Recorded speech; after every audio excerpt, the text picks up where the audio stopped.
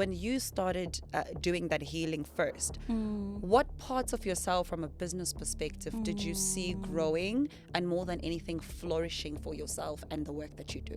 An entrepreneur cannot be good at business without personal development. Because whether we like it or not, our businesses are an extension of ourselves. If you've got a low self-esteem, I promise you, I'm going to see it through you underpricing. We are living in a time where a person has got 1 million followers and therefore they think they're worth $1 million and they cannot be touched. As entrepreneurs, we don't have that luxury. We are not celebrities. I'd like to hear from you as a monetization expert. What would you advise as a first step to actually monetizing of anything somebody wants to start making money from? What I always recommend for people who really are serious about monetizing their business is to do the unsexy work. That is not going to give you likes and comments and shares and all that stuff on social media. What has worked? What has not worked? What is serving me? What is no longer serving me? Who is in my team but not really on my team? What do I need to improve about myself to become the person that I need to be in order for my vision board to actually materialize? Hello, Resonate community, and welcome to the best and the biggest sales and entrepreneurship podcast in the whole wide world. Now, let me tell you, today I'm about to get your money business right, okay? Because the lady that I have is a monetization expert, and she's about to teach us all the tips and tricks and give us tools on how we can monetize, whether it's your social media platform or it's your little baking business or it's your big business that you really want to scale. Today's the day you're going to get all those nuggets. I am joined by the beautiful, the wonderful, the extraordinaire, Hetty, the entrepreneur. Gosh, I need to carry you in my pocket. That's fabulous. I'm glad you like it. Welcome to the Resonate podcast. Thank you so much. I'm excited to talk to you because we've been planning to do this for a very long time. It has been a while. Yeah. Thank you so much. I'm excited. Yeah. Very excited. I have a feeling this is going to be such an amazing conversation. I think so. Yeah. Okay, Yeah. cool. So before we kickstart our podcast, we like a fire round of questions just to get to know you a little bit more on the Resonate podcast, on what it is you like and. Yes. So my first question to you is the famous Resonate question that we ask all of our guests. What do you look forward to every single morning? Oh my goodness. I just, what I've been appreciating lately is the moment of just opening my eyes and just being grateful to be alive. Oh, wow. I've been appreciating that so much. And maybe I can give a little bit of context to why. So for several years, I have battled with depression and anxiety. So waking up in the morning was actually the worst part of my day because I would always have overwhelming anxiety. Gosh, yet another day. So many things that are required of me, and I don't feel like I've got that inner fuel to actually service those things. So once you start, of course, with God, counseling and doing the inner work, and now you are coming back to yourself, you actually realize what a privilege it is to be here. Sure. So just opening my eyes at the start of the day and be like, wow, yet another day. What a privilege. That's my favorite part of the day. Before anything has unfolded, Nice. it's just such a blessing for me. Oh, it's joy in the morning. It is. It really is. that. And just realizing, wow, this is how life should be. And sometimes we don't appreciate it until we've experienced what it's like to not have that. Oh, Yeah. what you're saying is so loaded. Girl. Because it's like embracing the healed version of you every morning Yes. I actually put on my Insta stories the other day that I always used to proudly say, oh, I'm not team 5 a.m. Yes. I could never be team 5 a.m. I saw that. It was in your close friends. Yes, I saw that. yes, you're on my close friends. Yes. And I put it there and I realized that actually that is not true. Oh, wow. That is not true. That was me putting a protective shield.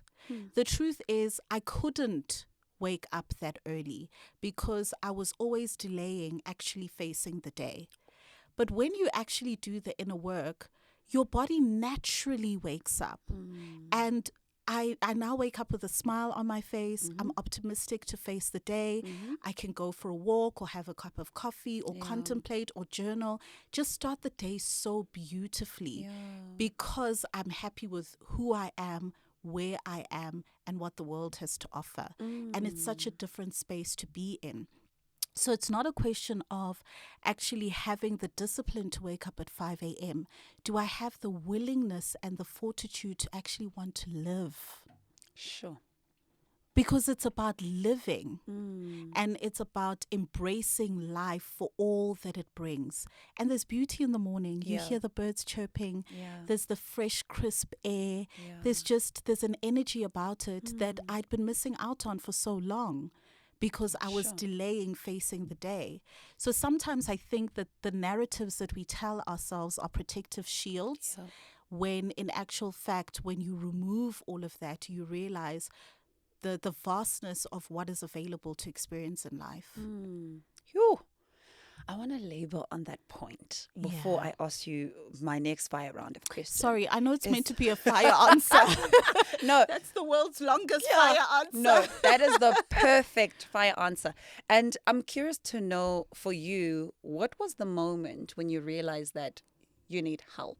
When you realize that I can't carry on like this, and now I need to do more, or I need to go seek therapy, or I'm actually suffering from this. What was that moment Yeah. like for you? Because I think, sorry, just to that point, because I think that we all don't even know it. You know, sometimes it's like what you're saying when people are saying, oh, I can't beat him 5 a.m. We really just don't know that maybe you need to deal with a couple of things so that you Yeah. are, or you're Yes. able to wake up like you say. But what was that moment like for you? You know, so one of the things that I've been doing is just reflecting upon my journey from childhood up until now. Because when you follow the breadcrumbs, as Nomdeni would often say, it begins to actually tell you a story. I often advise a lot of people, if you just take your phone and just browse through your pictures or browse through your Facebook pictures, because, you know, it's always got the memories, Yeah. those dreaded memories. And when you go through it, you see other versions of yourself that sometimes you've actually forgotten. And then I saw versions of myself where the smile was not forced, where there was a spark and a twinkle in my eye, when I would wake up early, when I would be a version of myself that I had now become a shadow of and forgotten. Now, you don't see that transition between that person to where you are now because you're living it. So you don't see yourself gradually waking up later in the day.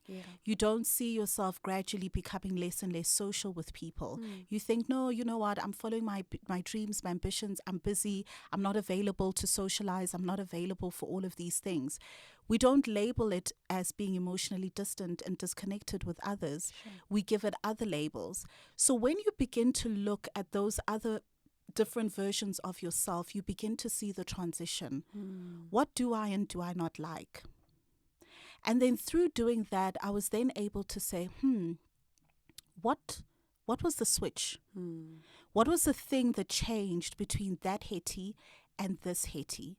And then beginning to unpack that. Sometimes it's a life event. Sometimes it's something that's happened to you. Sometimes it's a narrative that has creeped in, whether it's yourself or through society or family members or loved ones, whatever it may be.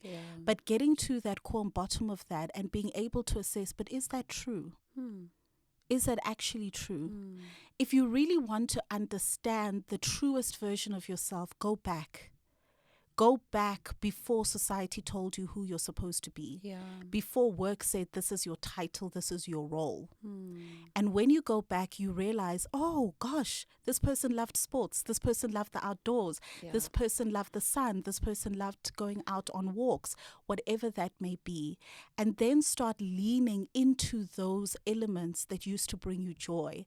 And then all of a sudden you realize, oh my gosh, I really love this and I completely forgot. Oh my gosh, I just had a full-on belly laugh with reckless abandon. And now all of a sudden you are learning to reintroduce yourself to yourself.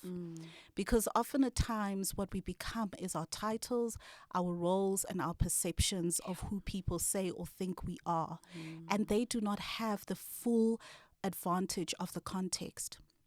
And sometimes along the way, if you've been hurt, because many people have been hurt, then we need to unpack that and deal with that hurt so that we can be able to heal it instead of putting a temporary plaster. Yeah.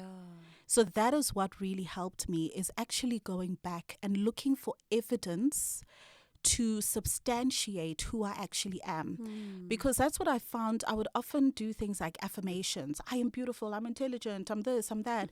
But actually, affirmations do not work if you do not believe what you are saying. Yep. They do not work. Yeah. I cannot take Michelle's affirmations and transpose it onto Hetty and expect it to work for Hetty. Yeah. It might work for Michelle because she truly believes that she is beautiful and she is intelligent, and therefore it's going to work for her. But if I am saying it without truly believing it, then it isn't going to work for me. Yeah. And so what I then began to do was ask formations. Asking myself questions that would provide me with the evidence of the truth of who I am. So when you begin to ask yourself for evidence to say, gosh, can I do this podcast? Can I really be this type of person?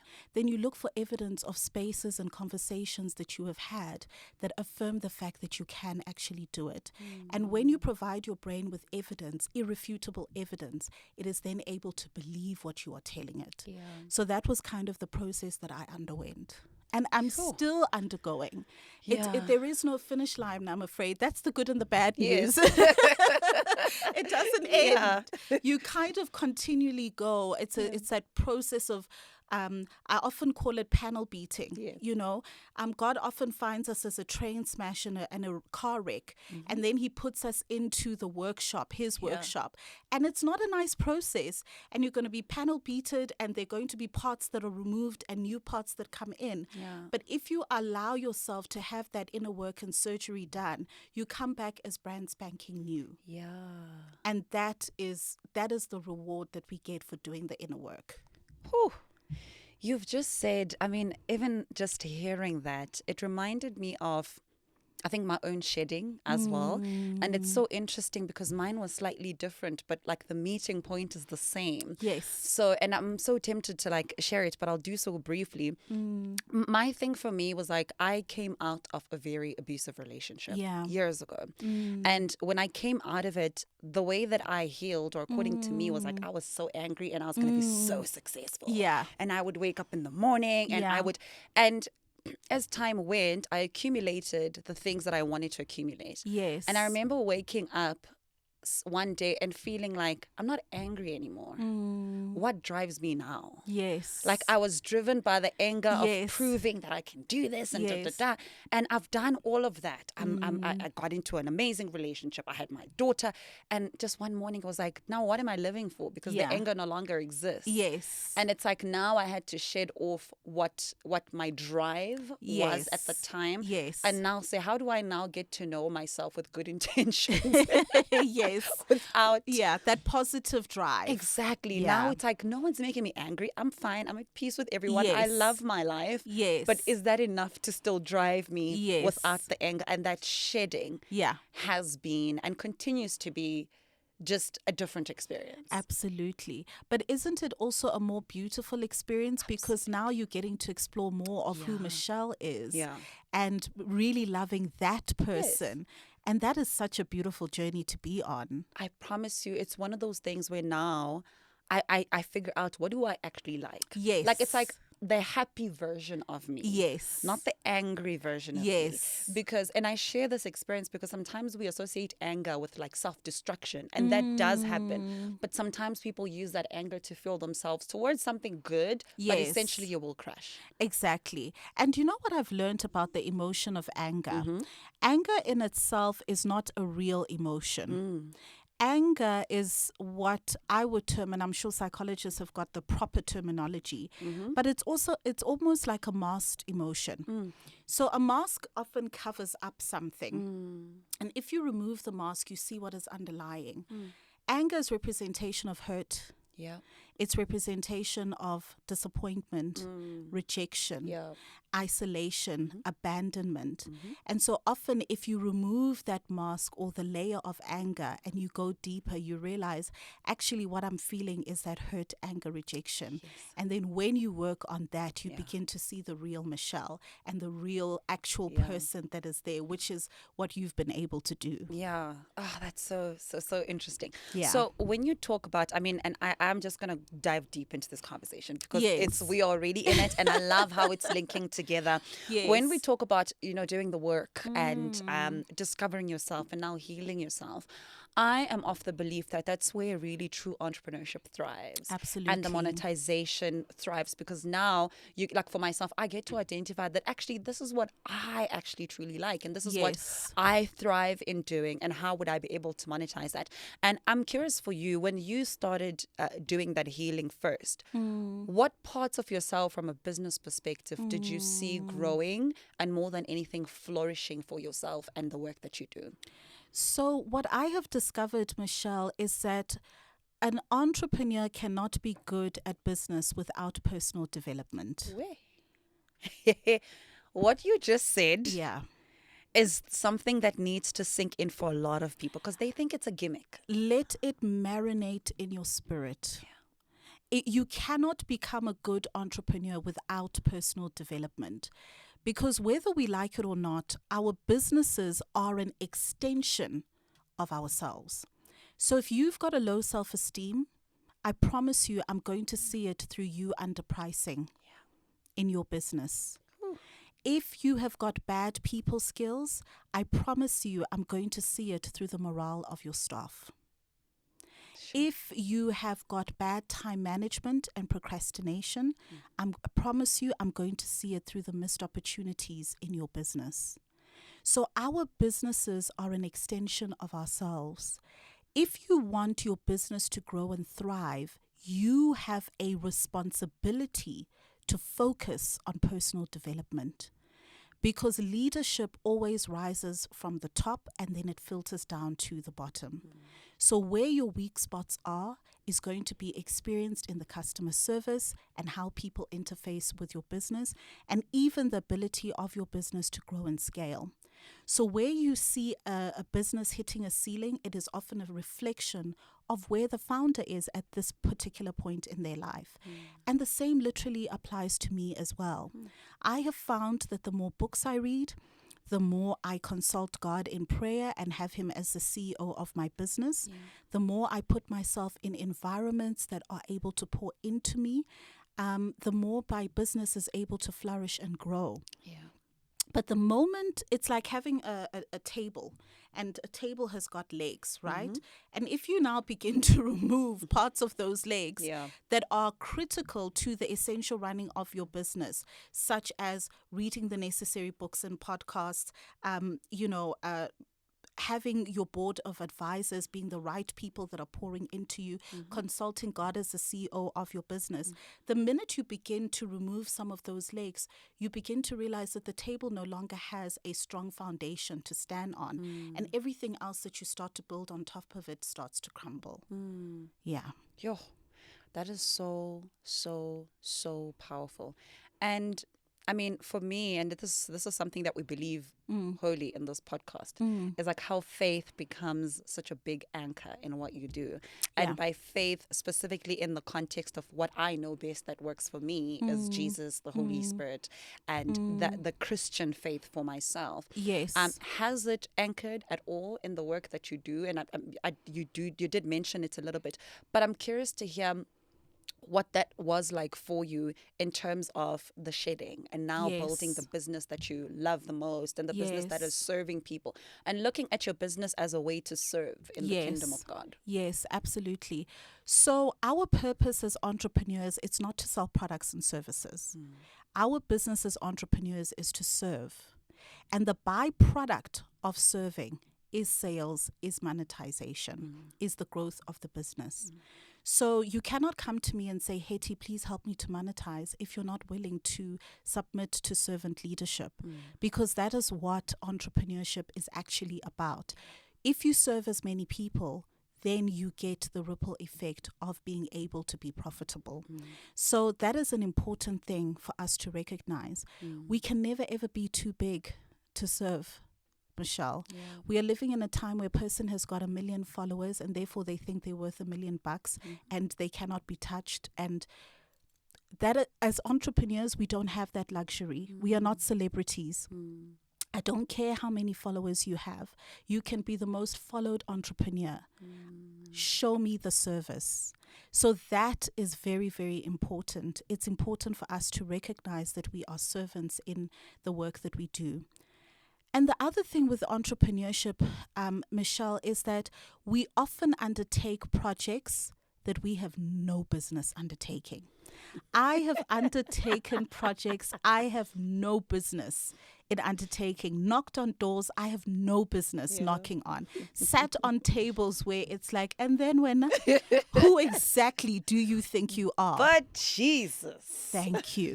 But because I know who the CEO of my business is, I am able to have the faith to enter those rooms, knock on those doors, send those emails, make those telephone calls, and introduce myself with the confidence of being the child of who my father is. Yeah. And so, because it really is a road which has no manual. It really is a road where you kind of have to figure your way out. And let me tell you, every single time it has worked out for me. Because I believe that, we call ourselves content creators. We give ourselves all of these incredible names and so forth. But you have to go to the ultimate creator, don't you? Yeah. To get those ideas, to create the content and everything else that you're creating for your business. And so for me, that has been a very strong anchor for my business. I love that so much because the Bible, I think in Proverbs, talks about how God directs our steps. And I always say to people, if you submit your business to God, He's able to whisper things to you that haven't even happened. Absolutely. Like when a budget is provided in a stakeholder's company, the Lord is like, just pitch. And you're like, Lord, I don't know. It just pitch, because He knows what's already happening behind the scenes to prepare you for what is already happening. And I think that's the big part of the anchor, because even when we step in those rooms that we have no business in, there's some confidence, but at the back of your mind you're like, how did I get here? Exactly. And also, let us not forget that faith has to accompany the works, and it has to accompany action. So yes, you've got the faith, but you do the work. You put in the work, you do the research, you show up, and you give and provide with excellence, and you do the service. So that part cannot be removed. We are not talking about some airy-fairy cloud type of thing. We are saying that the work has to be done, and you have to be on the ground doing the work. But when you couple the two, that is where your recipe for success comes from. It's very true. The book of James talks about, it says faith without works is dead. Yes. And he continues to talk about how if you do not put any works to your faith, you're like the man who looks at himself in the mirror and then walks away and forget what they look like. Exactly. And when you're not applying it. And I want to get into the work aspect of things, because I think you and I interface a lot of people who say, I want to start a business, or I have started, but I don't know, I'm scared, or I don't know what to do. I don't know, will I make money? I bought the stock and I haven't sold it, etc., etc. And I'd like to hear from you as a monetization expert. What would you advise as a first step to actually monetizing of anything somebody wants to start making money from? The very first step, Michelle, is you need to have a game plan.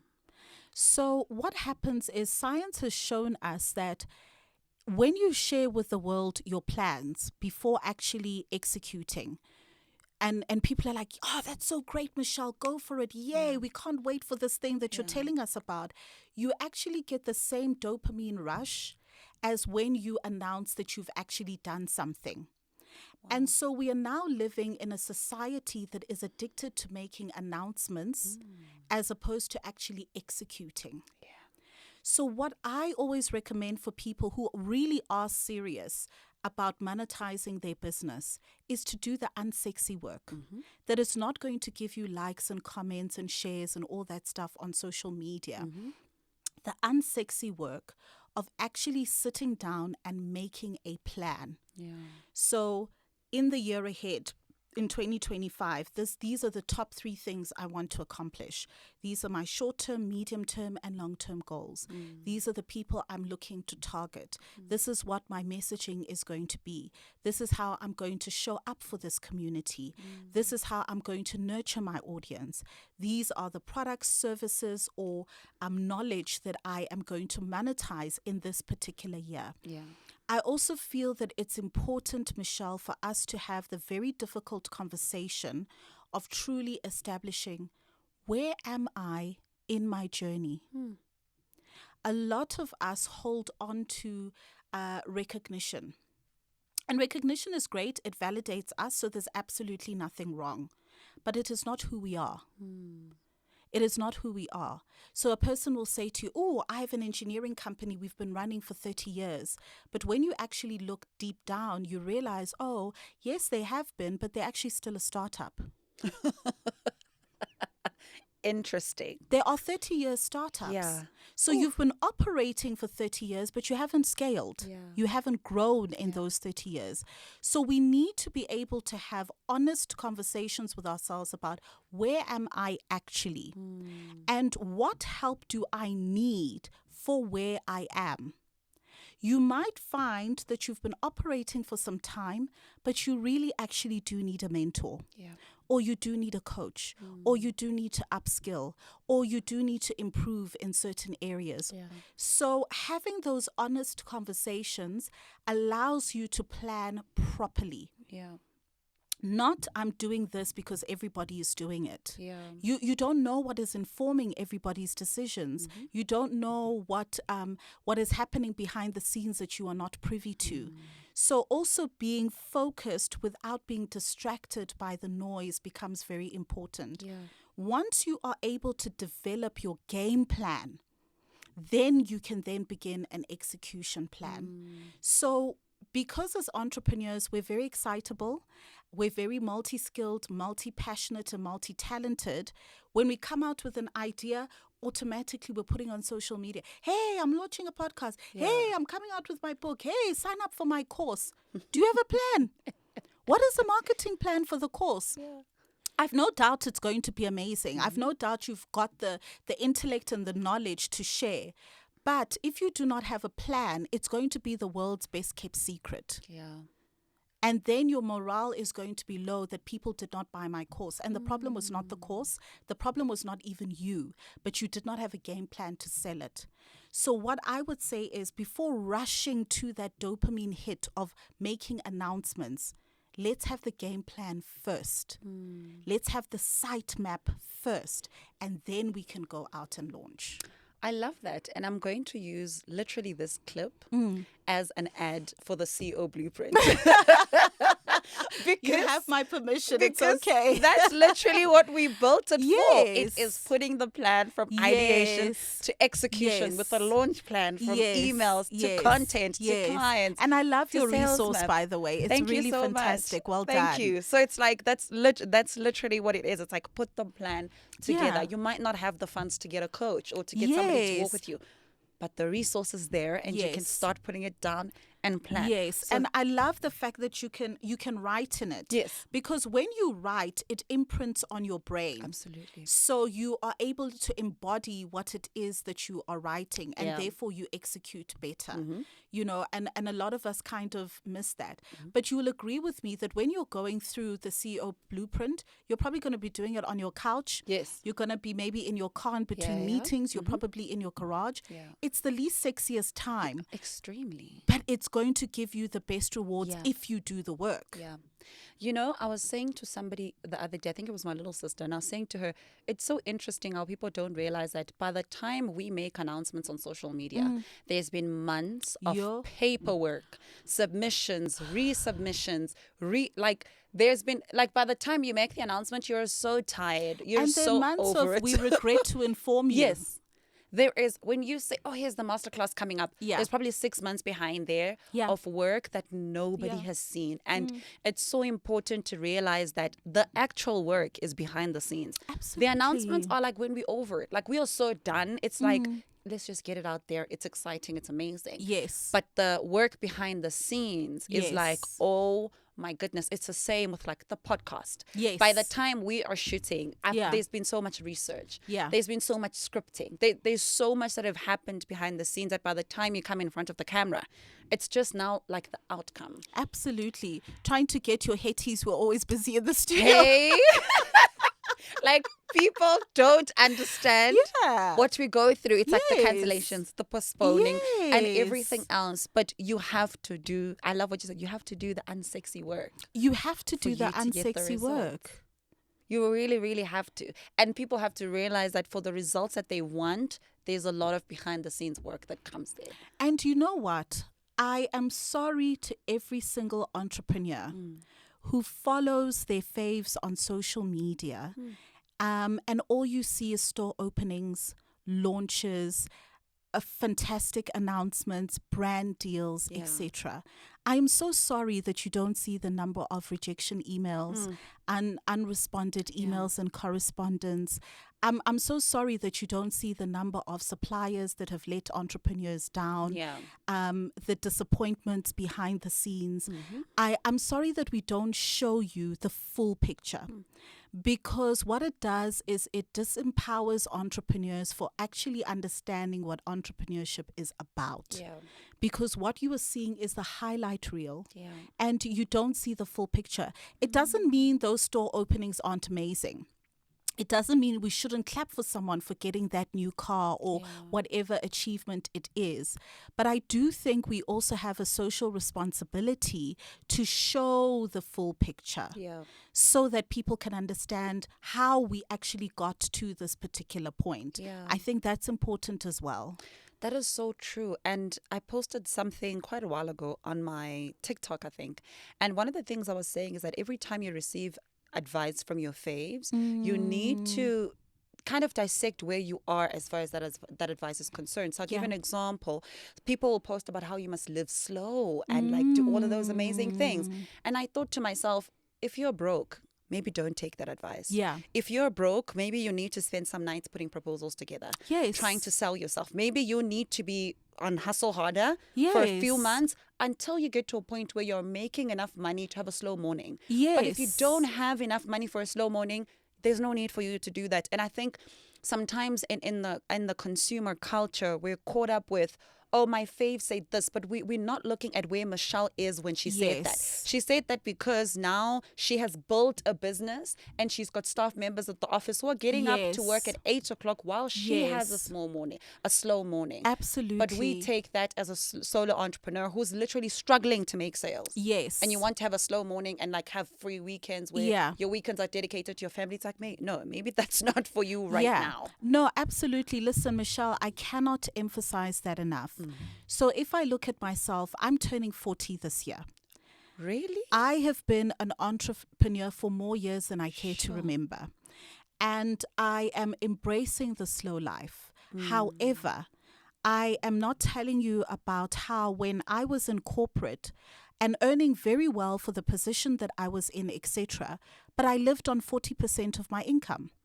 60% of my income was redirected into my business.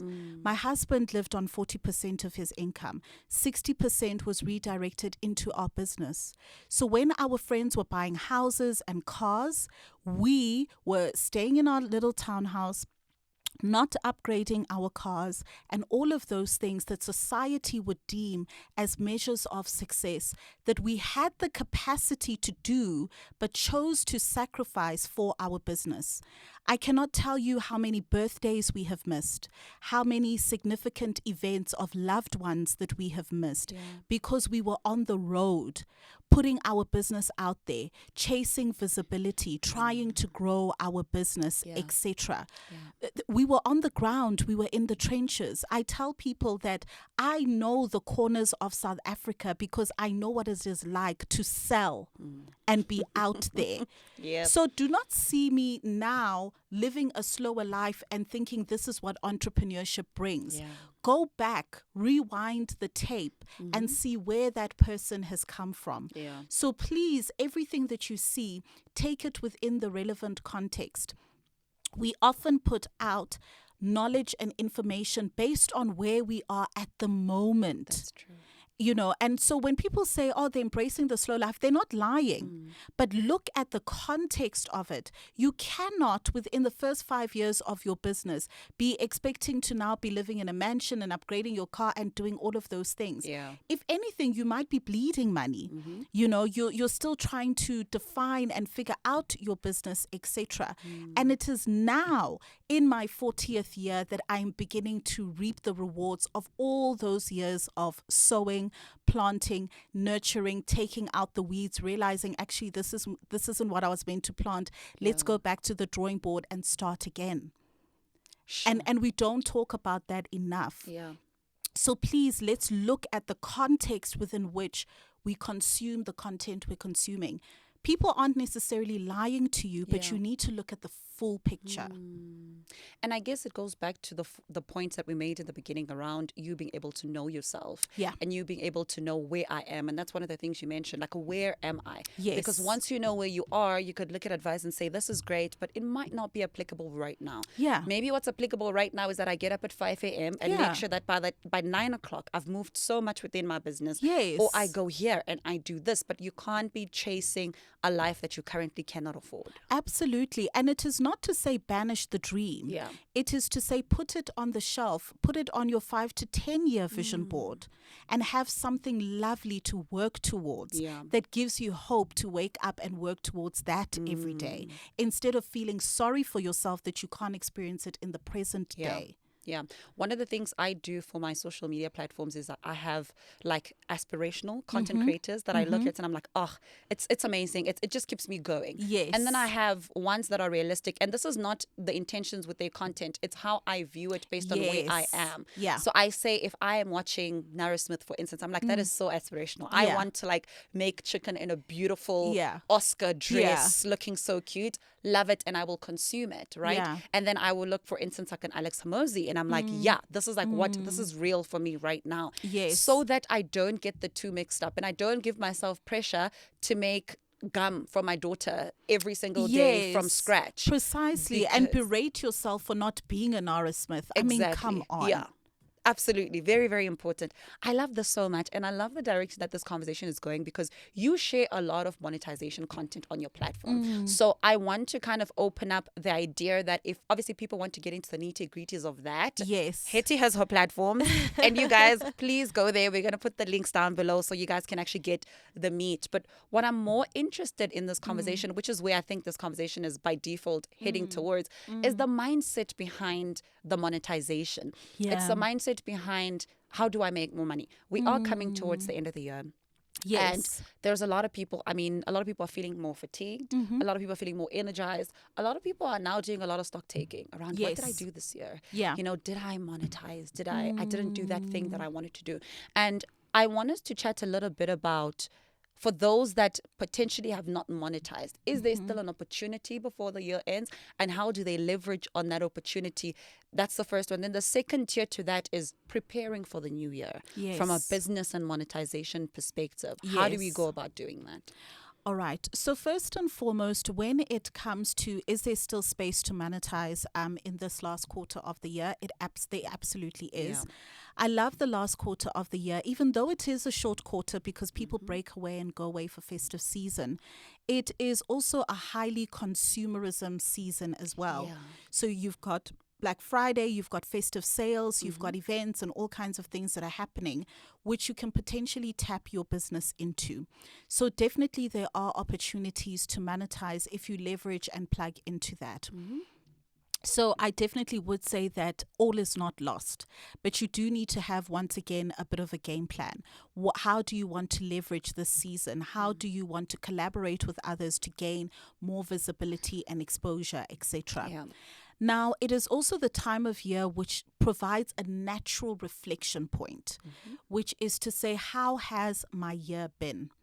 And I feel that this is an important stage that we should not miss. Yeah. So often at times December will come and then we go off into festive and we're having a wonderful time with friends and family.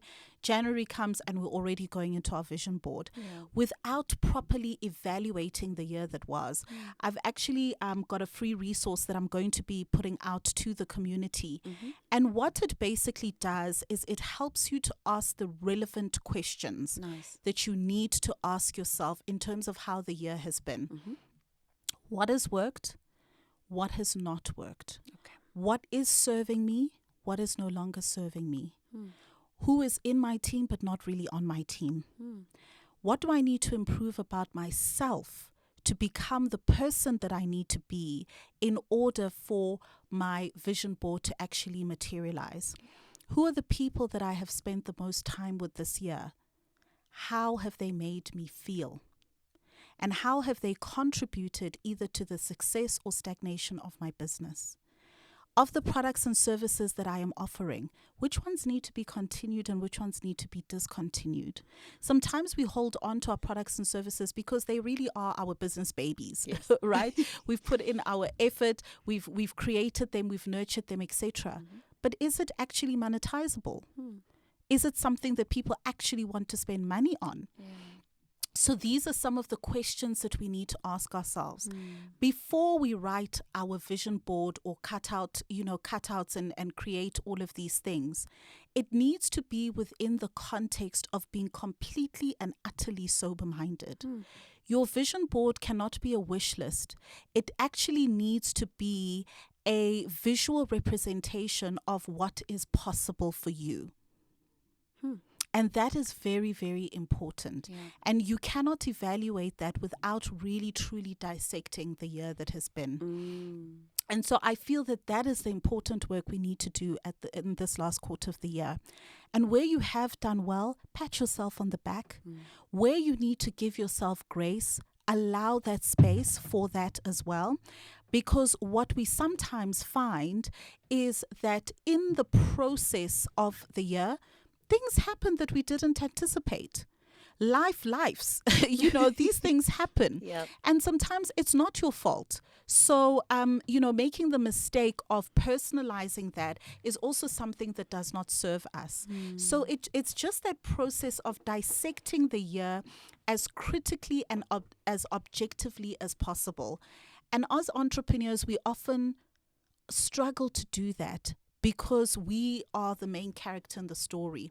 And so we make everything a result of our success or our failure. So looking at that context is so important. If there's anything I recommend a person to do, it is that. You can even sacrifice putting yourself out there to soberly dissect your business so that you start off the year on the right foot. And I think it's all about also giving it time. Because if you just do it on like the 3rd of January and then you're ready to roll, you haven't really, like you said, dissected and thought about it well enough. And I think when the thoughts start now, a week later you might be like, that might not be realistic. Let me change that a little bit. So by the time January comes, the mood board is now a realistic version of what the year could potentially look like, which is essentially what you need. And there's something powerful of evaluating the year in the year itself. And the reason for that is that the human brain is a funny thing. Through the passage of time, even when we undergo something negative or traumatic, because of the passage of time, we end up convincing ourselves that it wasn't so bad. The memory of it, we begin to romanticize a little bit. So the hard times we've experienced in the year, in the new year, you're going to tell yourself it wasn't actually that bad.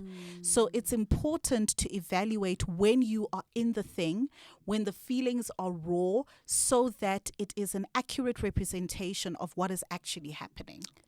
There's a new video I just watched last night from Vanessa Lau. She's like a creator, I think now in Canada. And she was speaking about this new exercise that she started doing, which is, it's from a book, I forgot the name, where it challenges entrepreneurs specifically to journal 3 pages every single day. And she talks about how putting all your thoughts on paper helps you be so realistic about your experiences and what you're actually going through, so that you're able to take inventory and make realistic decisions about where you are and where you're going. Yes, I love that. It's and I think when you just say that, it just reminded me of that, which is so powerful. My second last question Oh because of no, are we time, reaching I that have been time already? What? like, oh my gosh. No, bring me We back. have please, you No. have to come back because we literally I protest. this is the surface of the conversation. Yeah. But I have been asked to wrap this up at a specific Yes. time. Yes. So I want to respect that so that we can have you back when we do Yes. ask. Is there ever businesses or ideas that are not monetizable? And how do you know that this is Yes. not something that I can monetize? Or sometimes, yes, it might not be monetizable, but if you tweak this and this and that, it could potentially have the potential to be monetizable. Yes, absolutely. There are businesses that are not monetizable. There are ideas that are not monetizable. And I have to be absolutely honest because we're not selling a get rich quick scheme here. That's true. You know, I'm sure even yourself, when you're working with your clients on their sales strategies, Yeah. if they need a turnaround, you have to be realistic that it's Yeah. not going to happen in a week. I've started businesses Yeah. that literally halfway through, you're just like, this is not going to work. Yes, absolutely. I often say, yes, you have spotted a gap in the market, but is there a market in the gap? Are there enough people that are willing to spend their hard-earned money on this particular thing? Or is it just a small Inyana segment of people that is not sustainable enough to run a business? So that is something that is very, very important for us to dissect. Sure. And that is why I say that at the beginning, do not be married to the idea of how you think your business is going to pan out. Be open and agile to having different variations of how your business is going to be. Be open and agile to receiving feedback from your audience and community and tweaking your offering until you reach the sweet spot. You have to be open to that because at the end of the day, we are actually not serving ourselves. We are serving our audience. So you may have an idea, and then upon bringing your idea to the ground, you then realize that actually the audience is asking for something different. So be open and attuned to being responsive to that. That is why I often say, in the beginning, you are going to fail royally and dismally and publicly. Yeah. And we don't want to do that. We don't want to do that, and yet we have to do that. Yeah. And the sooner you do that, the better, because then you understand who your audience is and what they want, and you are able to then tailor your offering to them. Yeah. So that, I feel, is something that is very, very important. So can certain offerings be savored and redeemed? Absolutely. But it is directly proportional to the founder's openness and willingness to be amiable to change and tweak. Yeah. And so sometimes if you find yourself hitting a ceiling or being stuck, it's okay to find an expert to help you because that person they're not married to the idea and they have got a subjective view that they can offer you, but you have to be open to receiving it as well.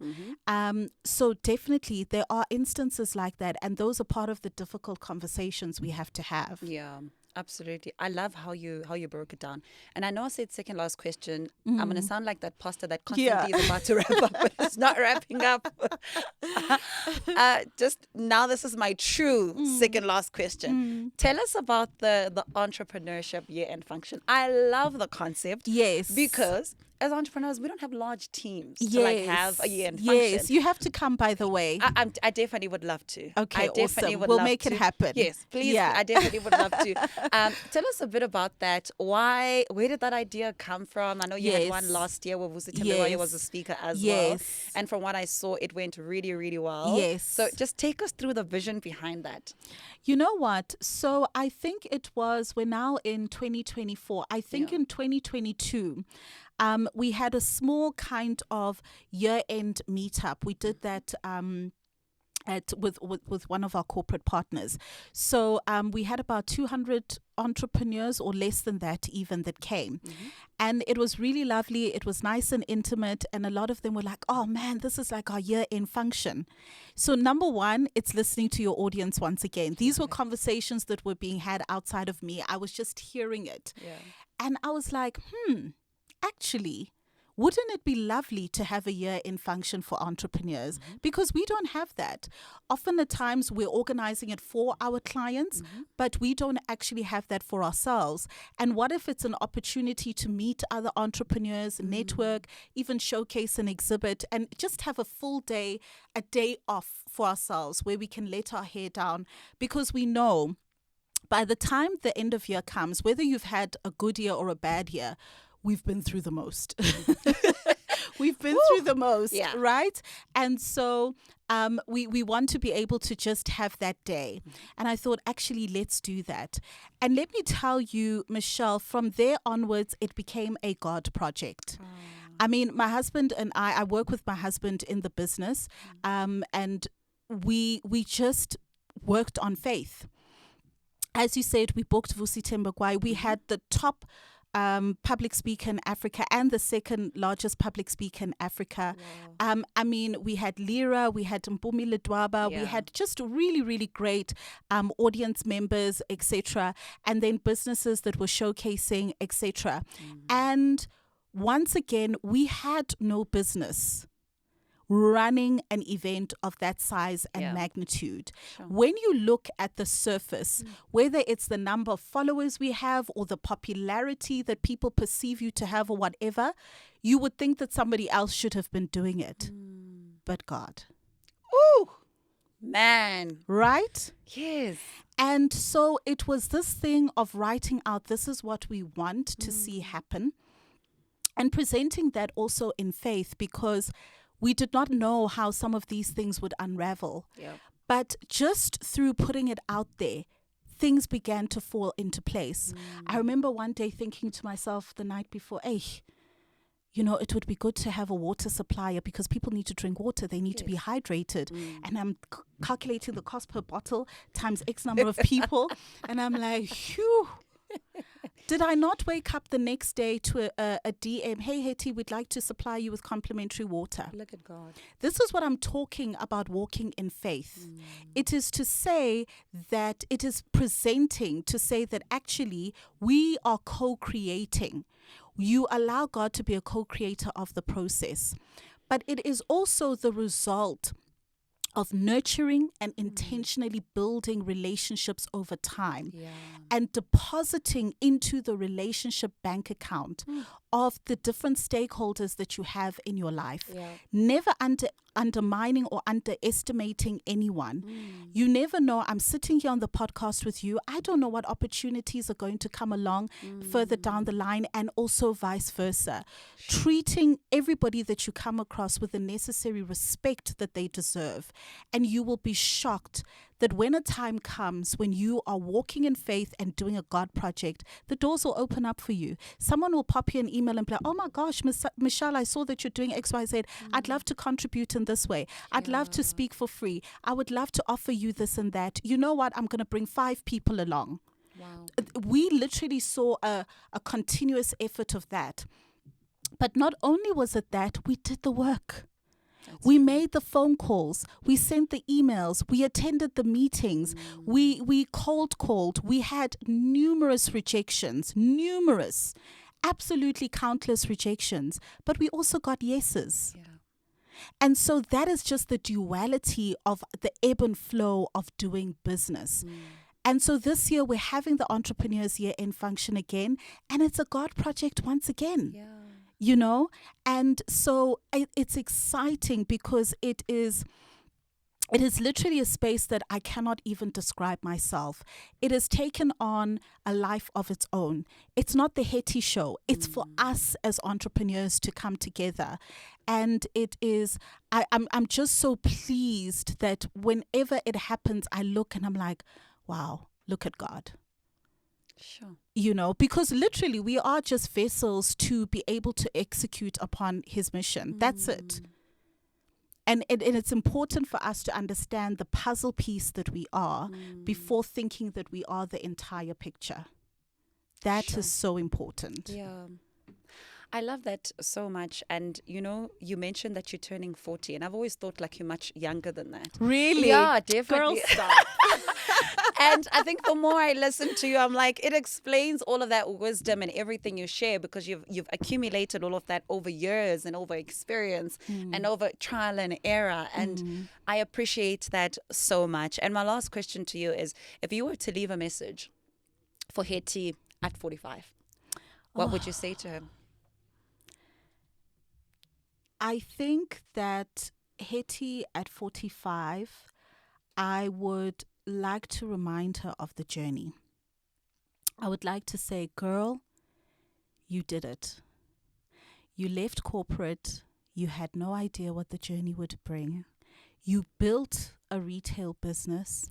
It was the fastest growing African print retail store. Then COVID hit and everything had to close down. You had to let go of staff. You had no idea what you were going to do. And you had to have a moment and say, God, what now? And then you had the strength to build the brand of Hetty the entrepreneur. You were broke. You were down and out. You had no idea what to do. And it put a strain on everything. And yet you were able to build together with your husband. And literally you were being fueled by a passion and a vision. But look at you now. Look at you doing the damn thing. Look at you, and really just give all praise and honor to God. And to remember to say that at the end of the day, it is not only what you do for yourself and your life, but it is also the people that you have impacted. For me, I really pray, and I got this from Oprah Winfrey and Maya Angelou, that my legacy would be not what I have done, but rather the number of people I have impacted along the way. Oh,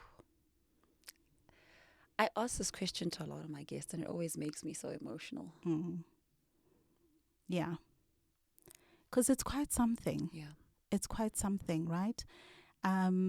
Sure, it really is. Yeah. It really is. And it's also very, very humbling.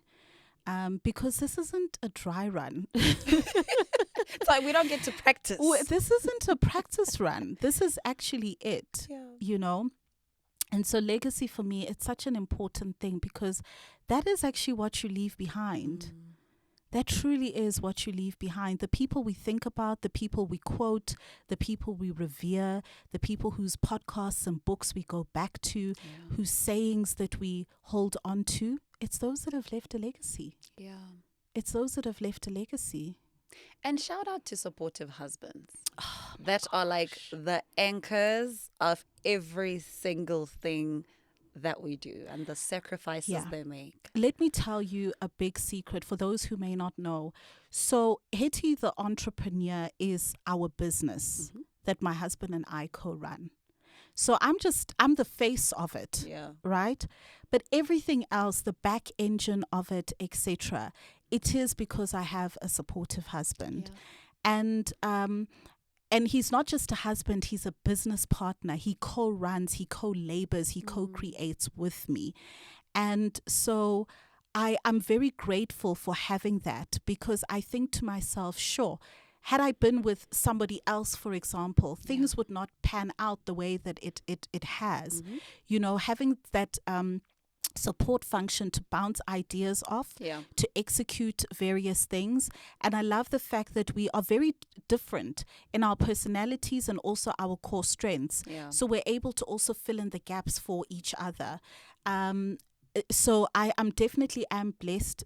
And I don't take that privilege for granted, because I understand that there are many people who do not actually have that. Yeah, sure.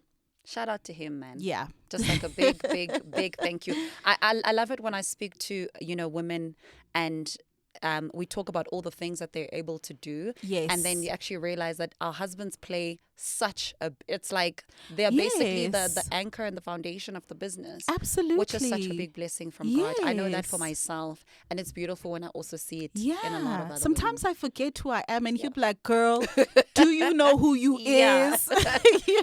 So and we big. need that. We really, really do. And those are moments that people don't see, but you need it so much. Just someone to pour into you. Yeah. Absolutely. Hetty, thank you so much. This is just the surface of the conversation. Can I have you again? So we can Absolutely. really get into a lot of other stuff in the meet. But we are Absolutely. looking forward to the entrepreneurship year end function. Thank And you. if there's anybody that is watching or listening that would love to be part of it, we're going to put a link down below in the description, whether you're Awesome. listening on Spotify, Apple Podcasts, or you're watching it on YouTube. So if you'd love to come, because I'd love to come. And I think I'm definitely going to do everything I can to be Yeah, there. that'll be awesome. Yeah. So thank you so much for joining me. Thank you so much, Michelle. You Sure. are amazing. Thank you. Thank you. Whew. Resonate community, I hope that you enjoyed that as much as I did because it felt so sentimental. Mm. It felt so sentimental. And I know that this was one of those episodes I'm constantly going to be coming back to listen more, to watch more, because there was so much that was laid here that I think I still need to process over and over and over again. Thank you so much for tuning in. For any of the things that we spoke about, the links will be down below, wherever you're listening or you're watching. We love, we honor, and we appreciate you guys so much. Thank you for joining us and have a good one. We'll see you guys on our next episode. Goodbye.